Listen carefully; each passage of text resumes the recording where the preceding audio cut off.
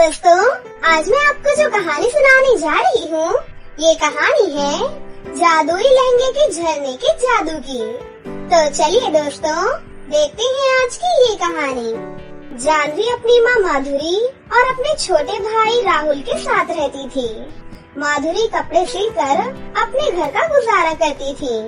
उन्हीं के पड़ोस में अंजलि नाम की एक लड़की अपने माता पिता के साथ रहती थी। अंजलि के पिता एक बहुत बड़े पुलिस ऑफिसर थे। उसके घर में किसी भी चीज की कोई कमी नहीं थी, लेकिन अंजलि बहुत ही जिद्दी और घमंडी लड़की थी। जानवी और अंजलि एक ही कॉलेज में पढ़ते थे। अंजलि अपनी कार से रोज कॉलेज जाया करती थी और जानवी अपनी साइकिल से कॉलेज जाती थी। अंजलि जानवी को बात बात पर चिढ़ाती रहती थी और हमेशा उसका मजाक उड़ाती थी। जानवी पढ़ने लिखने में बहुत होशियार थी। वहीं दूसरी तरफ अंजलि आवारा लड़के लड़कियों के साथ बस घूमती ही रहती थी। एक दिन उनके कॉलेज में वरुण नाम के एक लड़के ने एडमिशन लिया। वरुण दिखने में बहुत स्मार्ट था और उसके पिता एक बहुत बड़े बिजनेसमैन थे। हर एक लड़की उससे दोस्ती करना चाहती थी। वरुण भी बहुत संस्कारी और नेक दिल का लड़का था। वो पढ़ने में भी बहुत होशियार था। एक दिन वरुण जानवी से मिलता है। हाय जानवी, तुम पढ़ने में तो बहुत होशियार हो। क्या तुम मेरी कुछ मदद कर सकती हो? हाँ, जरूर। बताइए, क्या मदद चाहिए आपको? धीरे धीरे जानवी और वरुण में दोस्ती हो जाती है। अंजलि भी वरुण से दोस्ती करना चाहती थी। एक दिन अंजलि वरुण के पास जाती है। हाय वरुण, क्या तुम मुझसे दोस्ती करोगे? आई एम सॉरी, लेकिन मुझे आप में कोई इंटरेस्ट नहीं है। इतना कहकर वरुण वहाँ से चला जाता है। तेरी ऐसी की तैसी कमीने, तूने मुझे ना कहा। अब देखती हूँ तू कब तक मुझसे दोस्ती नहीं करता। अरे मेरे जैसी स्मार्ट और इंटेलिजेंट लड़की तुझे पूरी दुनिया में नहीं मिल सकती। देखना, अपने आप मेरे पीछे भागा भागा आएगा ये। इसी तरह काफी समय बीत जाता है। अंजलि वरुण से बात करने की कोशिश करती रहती थी, लेकिन वरुण अंजलि से बिल्कुल भी बात नहीं करता था। एक दिन अंजलि जानवी और वरुण को साथ में देख लेती है। तभी अरे, इस पगलेट को ये भिखारा नहीं मिली थी क्या? मैं कब से इससे बात करने की कोशिश कर रही हूँ, लेकिन यही लड़का है जो मुझे भाव नहीं देता। और इस भिखारन से देखो किस तरह से बात कर रहा है। धीरे धीरे जानवी और वरुण एक दूसरे को पसंद करने लग जाते हैं। इसी तरह से काफी दिन बीत जाते हैं। अब उनका कॉलेज भी खत्म हो चुका था। जानवी, अब तो हमारा कॉलेज भी पूरा हो गया है। अब समय आ गया है, हमें अपने घर में एक दूसरे के बारे में बता देना चाहिए। लेकिन वरुण, तुम तो बहुत अमीर हो और हम बहुत गरीब हैं। यदि आपके घर वाले नहीं माने तो? अरे ऐसा कुछ नहीं होगा। मेरे घर वाले बहुत अच्छे हैं। उन्हें अमीर गरीब से कोई फर्क नहीं पड़ता। उन्हें बस मेरी खुशी चाहिए। मुझे पूरा विश्वास है वो मान जाएंगे। तुम खुशी खुशी अपने घर में जाओ और उनसे बात करो। उसके बाद दोनों अपने अपने घर में बात करते हैं। दोनों के घर वाले मान जाते हैं। इस तरह उनका रिश्ता भी पक्का हो जाता है। कुछ दिनों बाद वरुण और जानवी की शादी भी तय हो जाती है। जब ये बात अंजलि को पता चलती है तो अंजलि बहुत गुस्सा हो जाती है। क्या इस भिखारन की शादी वरुण से? नहीं, मैं किसी भी कीमत पर इनकी शादी नहीं होने दूंगी। वरुण से सिर्फ मेरी शादी होगी। मैं भी देखती हूँ मेरे होते हुए ये वरुण से शादी कैसे करेगी। जानवी की माँ जानवी के लिए एक बहुत ही सुंदर सा लहंगा खरीद कर लाती है। तभी वहाँ पर अंजलि आ जाती है। अरे अंजलि, तुम बिल्कुल सही समय पर आई हो। ये देखो, मेरी शादी का लहंगा। हाँ, बहुत अच्छा है। मुझे कुछ काम है जानवी, मैं कल आती हूँ। इतना कहकर अंजलि वहाँ से चली जाती है। हे भगवान, क्या करूँ मैं ऐसा? कैसे रोकूं इसकी शादी? कॉलेज भिखारन की शादी है मेरे वरुण से, कैसे रोकूं इसे?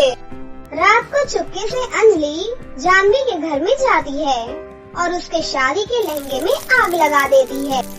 अब देखती हूँ इस भिखारन की शादी कैसे होती है। अगले दिन जानवी अपना लहंगा देखती है। उसका लहंगा जलकर पूरी तरह से राख हो चुका था। माँ जल्दी आइए माँ, ये देखिए माँ, ये सब क्या हो गया? मेरा लहंगा पूरी तरह से जल चुका है माँ। अब मैं शादी में क्या पहनूंगी? बेटा मेरे पास तो अब पैसे भी नहीं हैं। जो भी पैसे थे वो इस लहंगे में मैंने खर्च कर दिए और इतनी जल्दी नया लहंगा भी नहीं बन सकता बेटी। अब हम क्या करेंगे माँ? अब मैं क्या पहनूंगी अपनी शादी में? थोड़ी देर बाद अंजलि वहाँ पर आती है। अरे तुम तैयार नहीं हुई अभी तक? अरे जानवी बारात आने वाली है। जानवी अंजलि को वो सारी बातें बताती है। ओहो ये तो बहुत बुरा हुआ तुम्हारे साथ। अब अगर बाहर तुम इस हालत में जाओगी तो वरुण की बहुत बेइज्जती होगी। क्या तुम यही चाहती हो जानवी? इससे तो अच्छा होगा कि तुम इस शादी से मना कर दो। माँ मेरे पास बस एक ही रास्ता है, मैं घर से भाग जाती हूँ। बारात आएगी तो आप बोल दीजिएगा, मुझे वरुण से शादी नहीं करनी थी। रोते हुए जानवी घर छोड़कर चली जाती है और भागते भागते वो एक झरने के पास पहुँच जाती है और वहाँ बैठकर रोने लग जाती है। तभी उस झरने से एक आवाज आती है, बेटा तुम रो मत, मुझे बताओ बेटी तुम्हारी क्या समस्या है? जानवी झरने को वो सारी बातें बताती है। झरना अपनी शक्तियों से एक जादुई लहंगा प्रकट करता है। ये लो बेटी, ये एक जादुई लहंगा है। ये लहंगा तुम्हारी हर मनोकामनाएं पूरी करेगा। जल्दी से जानवी वो लहंगा पहन लेती है। उसके बाद जानवी बहुत ही खूबसूरत दिखने लगती है। हे जादुई लहंगे के झरने, तुम्हारा बहुत बहुत धन्यवाद।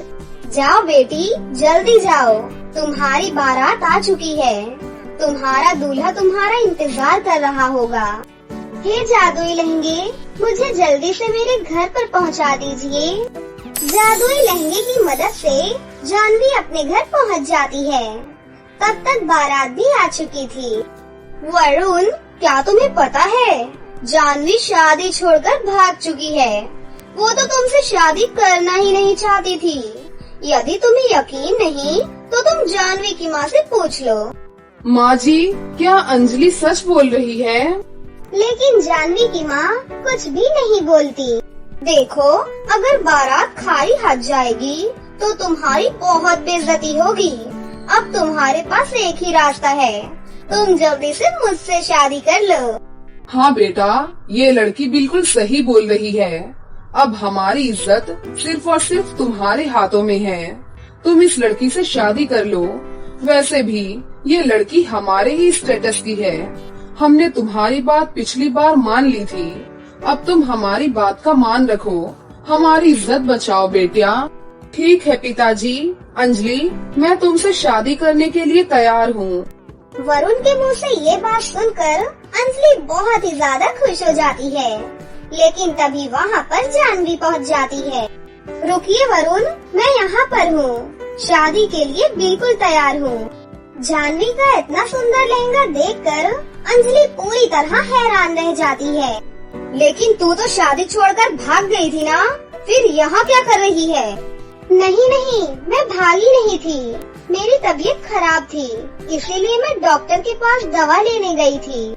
अरे ये झूठ बोल रही है, और सच सच बता, तेरे पास इतना सुंदर लहंगा कहाँ से आया? कल रात को मैंने तेरा लहंगा जलाकर राख कर दिया था। मैं तेरी शादी वरुण से नहीं होने दे सकती।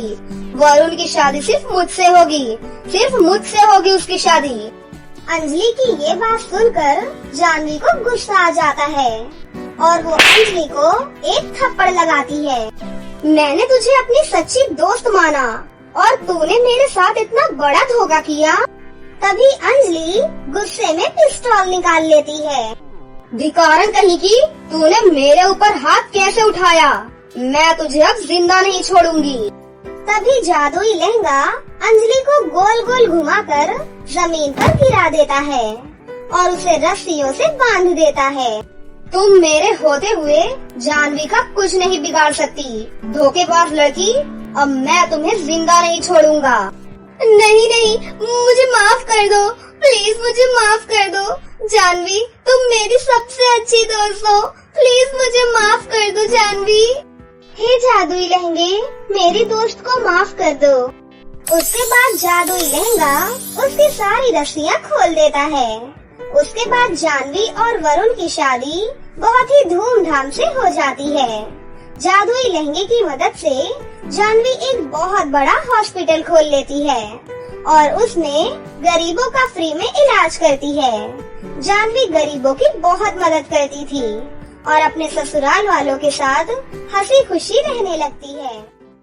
एक गांव में दिशा नाम की एक लड़की अपने माता पिता के साथ रहती थी।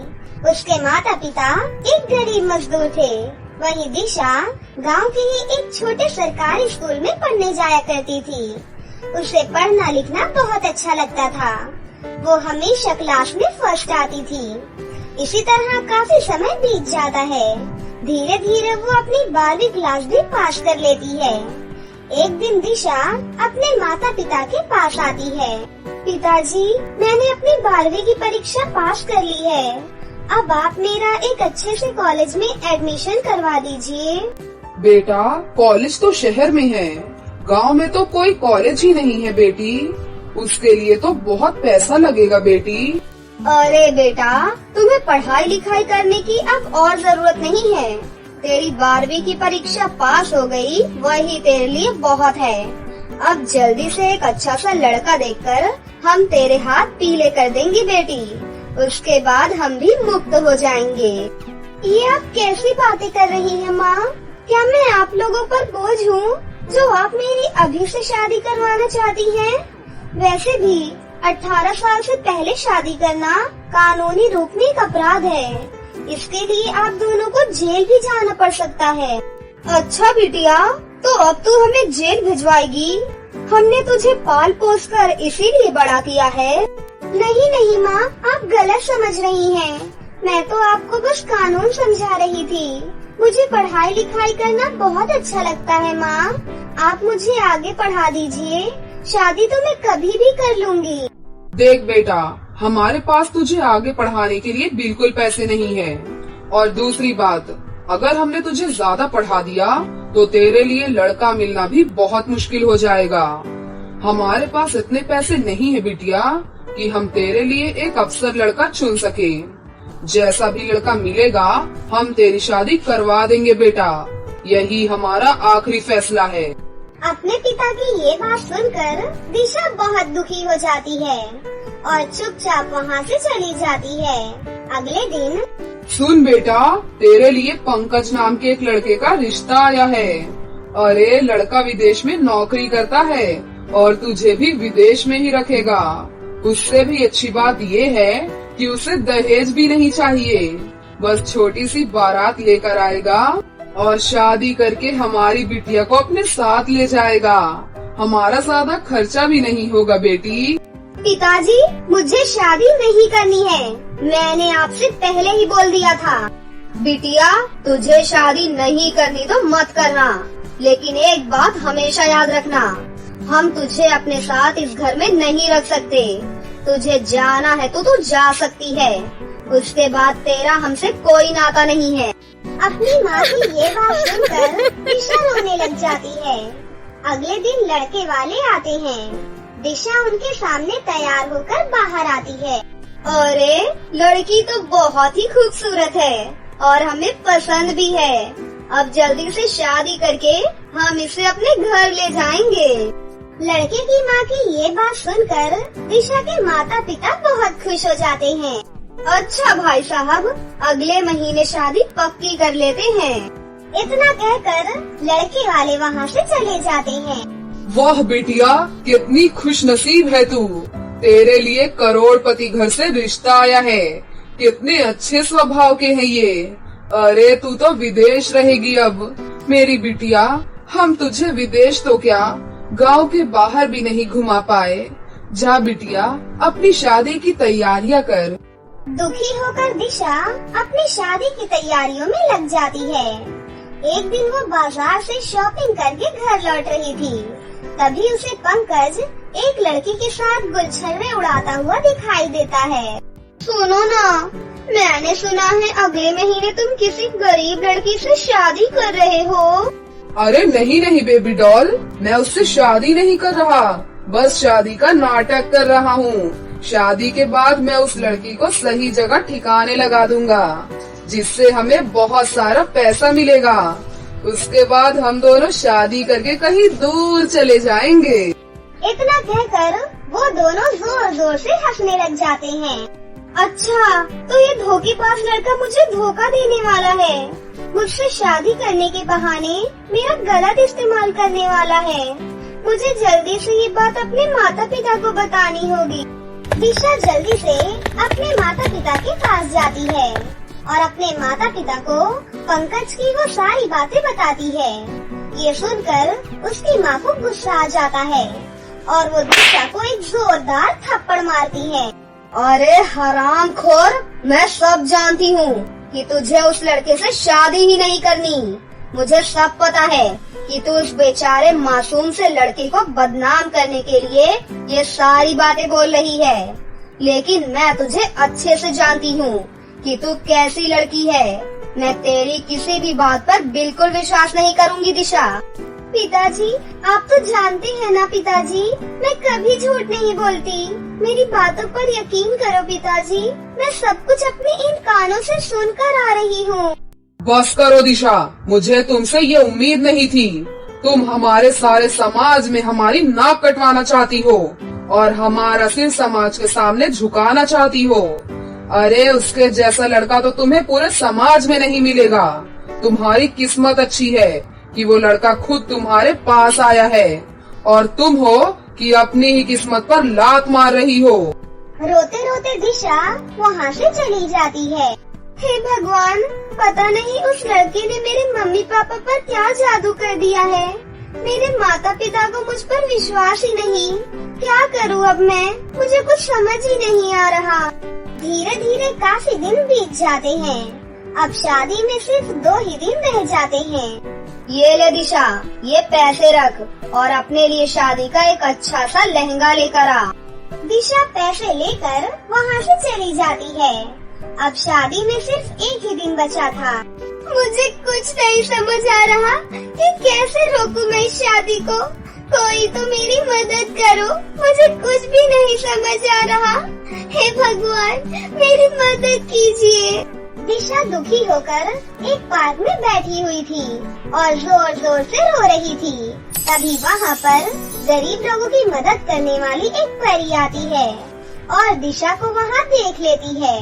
अरे, मैं तुम्हें बहुत देर से देख रही हूँ, तुम इतनी परेशान क्यों लग रही हो? सब ठीक तो है ना? मुझे बताओ क्या बात है, तुम रो क्यों रही हो? दिशा परी को वो सारी बातें बताती है। परी जी, मेरी शादी में सिर्फ 1 ही दिन बचा है और वो लड़का मुझे बिल्कुल ठीक नहीं लग रहा। आप ही बताइए मैं क्या करूं? तभी परी दिशा को जादुई लहंगों के झरने के पास ले जाती है। बेटी, ये जादुई लहंगे का झरना है, यहाँ से एक लहंगा तुम अपने साथ ले जाओ। तुम इससे जो भी मांगोगी ये तुम्हारी सारी इच्छाएं पूरी करेगा। इतना कहकर परी वहाँ से चली जाती है। दिशा खुशी खुशी परी का जादुई लहंगा लेकर अपने घर वापस आ जाती है। हे जादुई लहंगे, जिससे मेरी शादी हो रही है, वो लड़का कैसा है, मुझे जल्दी बताइए। जो तुम सोच रही हो वो बिल्कुल सही सोच रही हो। वो लड़का बिल्कुल अच्छा नहीं है, वो अपने स्वार्थ के लिए तुमसे शादी कर रहा है। जादुई लहंगे, तुम कुछ ऐसा जादू करो कि जिससे मेरी ये शादी ही ना हो और सबके सामने उस लड़के की सच्चाई सामने आ जाए। तुम चिंता मत करो, कल जब तुम्हारी शादी होगी तब तुम सिर्फ एक काम करना, तुम अपनी शादी में इस लहंगे को पहन लेना। लहंगे की ये बात सुनकर दिशा बहुत खुश हो जाती है और खुशी से नाचने लग जाती है। और तभी वहाँ पर उसकी माँ आती है। तुझे इस तरह खुश देखकर मैं बहुत खुश हूँ बेटी। कल तेरी शादी है, तू हम सबको छोड़कर विदेश चली जाएगी। चलती हूँ बिटिया, मुझे शादी की बहुत सारी तैयारियाँ करनी है। कुछ काम हो तो मुझे बुला लेना। इतना कहकर उसकी माँ भी वहाँ से चली जाती है। अगले दिन बारात आती है। दिशा झरने का जादुई लहंगा पहनकर तैयार हो जाती है। हे जादुई लहंगे, मेरी बारात आ गई है। कुछ ही देर बाद शादी भी हो जाएगी। कुछ करो प्लीज, कुछ करो। तभी वहाँ पर पुलिस आ जाती है और आते ही बिना कुछ बोले पंकज और उसकी माँ की पिटाई करने लगती है। अरे दरोगा जी, क्या बात है? आप हमारे दामाद को पीट क्यों रहे हैं? अरे भाई साहब, शुक्र मनाओ कि तुम बच गए। ये दोनों बहुत बड़े धोखेबाज हैं। ये दोनों गरीब लड़कियों से शादी करके उन्हें विदेश में बेचते हैं। इतना कहकर पुलिस उन दोनों माँ बेटे को वहाँ से ले जाती है। दिशा के माता पिता दिशा से माफी मांगते हैं और उसे पढ़ाई के लिए शहर भेज देते हैं। अब सब लोग उस जादुई लहंगे के साथ बहुत खुशी खुशी रहने लगते हैं। कानपुर नाम के शहर में मीरा और मेहर नाम की दो बहनें अपने माता पिता के साथ रहती थीं। मीरा बड़ी बहन थी और बहुत खूबसूरत थी। वहीं दूसरी तरफ मेहर के सर पर बहुत कम बाल थे, इसलिए वो दिखने में ज्यादा सुंदर नहीं थी। सभी लोग मेहर के कम बालों की वजह से उसका मजाक उड़ाते थे। वहीं उसकी दूसरी बहन मीरा की हर कोई तारीफ करता था। इस कारण मीरा को अपनी सुंदरता पर बहुत घमंड था। एक दिन स्कूल में मीरा अपनी सहेलियों के साथ बात कर रही थी। तभी वहाँ पर मेहर आ जाती है। मीरा की सहेलियाँ मेहर को देखकर हंसने लगती हैं। अरे मीरा, ये कौन है? ओह, ये मेरे दूर की रिश्तेदार है। इसके बाल तो देखो कितने अजीब हैं। तुम तो कितनी सुंदर हो और तुम्हारी ये दूर की रिश्तेदार कितनी बदसूरत है। इतना कहकर सब लड़कियाँ जोर जोर से हंसने लगती हैं। ये सब सुनकर मेहर वहाँ से चली जाती है और शाम को मेहर जंगल से लकड़ियाँ लेने जाती है और रास्ते में मेहर को एक गरीब औरत मिलती है। बेटा, मुझे कुछ खाने को दे दो, मुझे बहुत भूख लगी है बेटा। मेहर अपने बैग से खाना निकालती है और उस गरीब औरत को दे देती है। फिर मेहर आगे बढ़ती है। तभी उसको एक पेड़ दिखता है जो रो रहा था। क्या हुआ? आप रो क्यों रहे हो? मुझे बहुत प्यास लगी है, मुझे थोड़ा पानी पिला दो। मेहर अपने बैग से पानी की बोतल निकालती है और पेड़ पर डाल देती है। उसके बाद मेहर थोड़ी और आगे बढ़ती है। तभी उसे एक गाय दिखाई पड़ती है। अरे, आप रो क्यों रही हैं? मुझे भूख लगी है, मेरे लिए जंगल से थोड़ा चारा ला दो। मेहर गाय के लिए हरा हरा चारा लेकर आती है और गाय को खिला देती है। गाय बहुत खुश हो जाती है। फिर मेहर आगे बढ़ती है और आगे उसे एक झरना दिखाई देता है। वो झरने के पास जाती है। तभी झरने में से एक आवाज आती है। आ गई तुम, मुझे तुम्हारा ही इंतजार था। आप कौन बोल रहे हैं? ये आवाज कहाँ से आ रही है? तभी झरने में एक आकृति दिखाई देती है। ये मैं बोल रहा हूँ। झरना, तुम कितनी अच्छी और नेक लड़की हो। मैंने तुम्हारी परीक्षा ली है, लेकिन तुम उन सारी परीक्षाओं में पास हो गई हो। अब मैं तुम्हारी हर इच्छा को पूरी करना चाहता हूँ। बताओ, तुम्हें मुझसे क्या चाहिए? प्यारे झरने, अगर आप मुझे कुछ देना ही चाहते हैं, तो मुझे बाल दे दीजिए। हर कोई मेरा बहुत मजाक उड़ाता है। तभी झरना एक जादुई हेयर बैंड प्रकट करता है। ये लो, ये एक जादुई हेयर बैंड है, तुम इसे लगा लो। इसे लगाते ही तुम्हारे बाल वापस आ जाएंगे। महर जैसे ही उस हेयर बैंड को लगाती है, उसके बहुत ही सुंदर और घने बाल आ जाते हैं। महर अपने बाल देखकर बहुत खुश हो जाती है। महर झरने का धन्यवाद करती है और लकड़ियाँ लेकर घर जाने लगती है। उसके सुंदर और घने बाल देखकर उसकी बहन और माँ बहुत ही हैरान हो जाती है। अरे, तू ये विग कहाँ से लेकर आई है? ये बड़ी सुंदर लग रही है तुझ पर। दीदी, ये कोई विग नहीं है, ये मेरे असली बाल हैं। चल झूठी, अभी कुछ देर पहले तेरे बाल ही नहीं थे, अब इतनी जल्दी कहाँ से आ गए? फिर महर मीरा को सारी बात बताती है, जिसे सुनकर उसकी माँ बहुत खुश हो जाती है। अगले दिन मीरा और महर स्कूल जाती है, तो मीरा की सहेलियाँ महर की बहुत तारीफ करती हैं। अरे यार मीरा, तेरी रिश्तेदार तो बहुत ही सुंदर है, तू तो उसके सामने कुछ भी नहीं लग रही है। अरे हाँ, तू तो सही बोल रही है यार, देखो इसके कितने सुंदर बाल हैं। मीरा, तुम तो इसके सामने कुछ भी नहीं लग रही हो। ये सब सुनकर मीरा बहुत चिढ़ जाती है और सोचती है, नहीं, मुझे इस महर से ज्यादा सुंदर दिखना है। शाम को जब महर लकड़ी लेने के लिए जंगल जाती है, तभी मीरा उससे बोलती है, सुनो महर, आज मैं लकड़ियाँ लेने जाऊंगी। तुम रोज रोज जाकर बहुत थक जाती होगी ना, आज तुम आराम करो।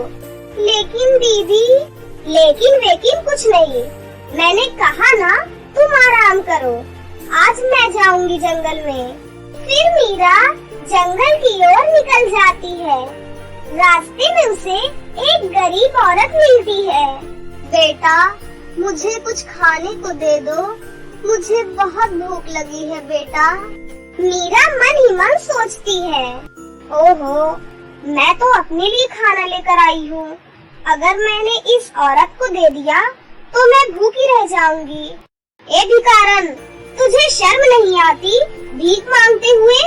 भगवान ने तुझे हाथ पैर दिए हैं, खुद अपना खाना लेकर आ, मुझसे मत मांग। मीरा आगे बढ़ती है तो उसे वही पेड़ रोता हुआ नजर आता है। तुम रो रहे हो? मुझे बहुत प्यास लगी है, मुझे थोड़ा पानी पिला दो। मीरा फिर से सोचती है, अगर मैंने इसे पानी पिला दिया तो मैं प्यासी रह जाऊंगी और इस जंगल में दूर दूर तक पानी भी नहीं मिलेगा। अरे ओ पेड़, तुम्हें मरना है तो मरो, ठीक है, तुम्हारी लकड़ियाँ हमारे ही काम आएंगी। मीरा थोड़ा और आगे बढ़ती है, फिर उसे एक गाय मिलती है। बेटी, मुझे थोड़ा सा चारा खिला दो, मैं बहुत भूखी हूँ। मीरा फिर से सोचने लगती है, अगर मैं इसके लिए चारा लेने जंगल की तरफ गई तो बहुत देर हो जाएगी।